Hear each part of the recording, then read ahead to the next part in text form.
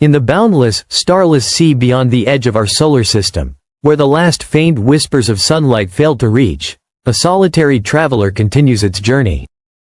It is not a spacecraft carrying astronauts, nor a sleek, modern probe designed for return or retrieval.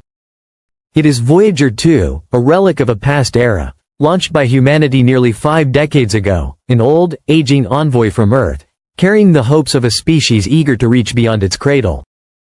To most, Voyager 2 was a ghost ship, still active but fading.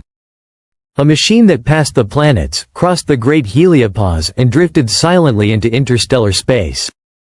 It was expected to do what it had always done: quietly collect readings on cosmic radiation, magnetic fields, and the density of particles beyond the sun's reach. It wasn't expected to find anything unusual. It wasn't expected to be watched. But then, something changed. Voyager 2 transmitted a pulse, a sudden, rhythmic anomaly embedded in its routine data stream. The signal wasn't chaotic like radiation bursts or the background hum of the universe. It was structured, repeating, deliberate. Engineers at NASA's Jet Propulsion Laboratory, JPL, initially believed it to be an error. Perhaps a glitch caused by cosmic interference or aging hardware. After all, the spacecraft was built in the 1970s. But then it happened again. And then again. And it was growing stronger. Behind the walls of classified science circles, panic brewed. The data didn't fit any known pattern. When the signal was cleaned up and enhanced, it revealed something that sent a chill through the room. An object, approximately 500,000 kilometers away from the probe, was moving. But not like a rock or a comet. Its trajectory wasn't natural. It was mimicking Voyager 2's path. Slightly behind, slightly to the side. It adjusted its speed, direction, and drift, as if it were tracking. Imagine a hunter in the woods, stepping just behind its prey, quiet enough not to be heard, but always within range. This object, whatever it was, behaved like that. And worse, it was accelerating. There were no known bodies in that region. No scheduled satellites. No rogue asteroids. No gravitational forces strong enough to explain its movement. And yet the motion was there, calculated, reactive. It was watching Voyager 2, possibly interacting with it. This was no ordinary anomaly. And then, Voyager sent something no one expected. Buried in the telemetry feed was a foreign data packet. It wasn't part of the probe's original programming. It wasn't supposed to be there. When decrypted, it revealed binary strings, which, when converted to visual data, formed symbols. Spirals. Loops. Geometrical grids. Like glyphs carved in stone by civilizations long dead. Some patterns resembled ancient scripts, others resembled formations found in crop circles. But the most unsettling part? The symbols weren't random. They repeated with precision. Eye-powered pattern recognition tools were deployed. Linguists, mathematicians, and astrophysicists ran simulations to determine if these shapes correlated to known natural phenomena. They didn't. Instead, the models indicated an intentional design, the kind one might expect from an intelligence capable of interstellar communication. But where was it coming from? Voyager wasn't built to decode messages like this, much less send them. Some scientists began to suspect that the probe's systems had been hijacked, not by Earth, but by something out there. Something that had inserted itself into the stream. Something that wanted us to see the message. Even more disturbingly, similar anomalies were quietly rediscovered in data from Voyager 1, decades prior. Long forgotten, dismissed as cosmic noise, those earlier blips now mirrored Voyager 2's current signals almost perfectly. The implication? This wasn't the first encounter.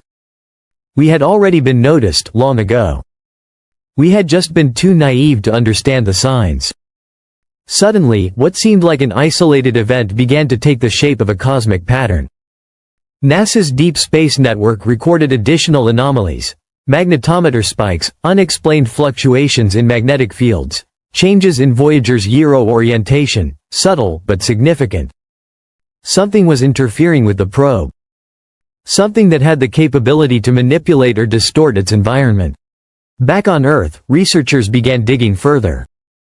A low-level intern at JPL stumbled across archived Voyager 1 logs from the early 2000s. When that data was reanalyzed using today's AI tools, a terrifying symmetry emerged. The same waveforms, the same pulsating frequencies. The same delay and echo signatures.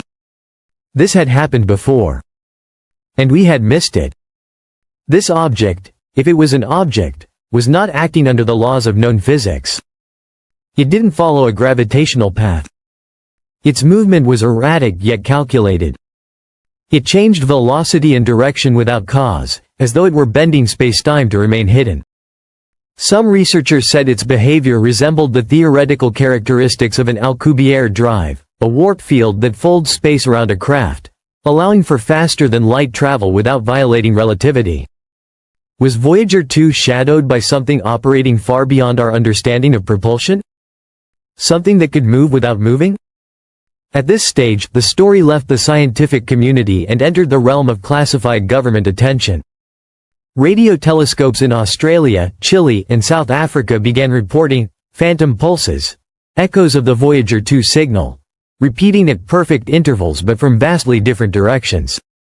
The echoes weren't powerful, but they were synchronized. They seemed to mimic Voyager's activity, like ripples in a pond created by something invisible stepping into the water.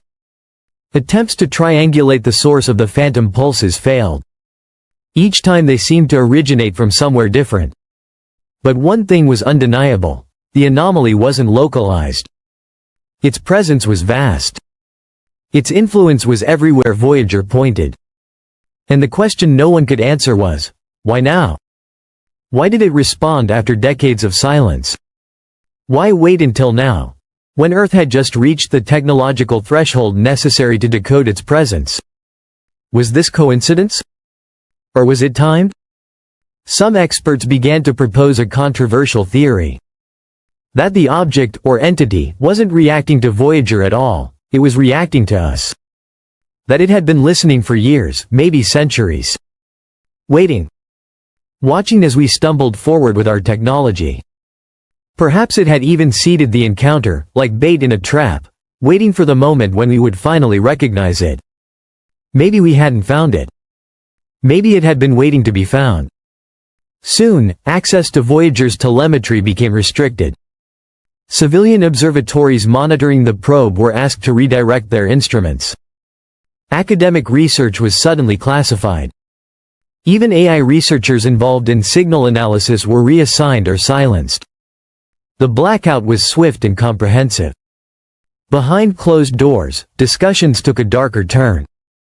What if Voyager didn't initiate first contact? What if it triggered a response? A probe that was meant to be a message of peace, carrying golden records of music, greetings, and maps of Earth, had now become the center of something unimaginably alien. And the worst part? The object is still there. Still moving. Still watching. And possibly, still coming closer. Today, Voyager 2 is no longer just a relic of exploration. It is the herald of a discovery that may redefine not just science, but the future of humanity. The strange frequencies, the mirrored pulses, the glyphs and shifting shadows in space, none of it fits into our current understanding. We were taught to believe that the universe is vast, empty, and indifferent. But maybe it's not empty. Maybe it's observant. Maybe the silence we interpreted as absence was something else entirely, a test, or worse, a warning. The real question isn't whether we're alone. The real question is, when did we just awaken? And what will it do now that it knows we're listening? Stay alert. The story isn't over. Voyager 2's journey continues. And so does the signal.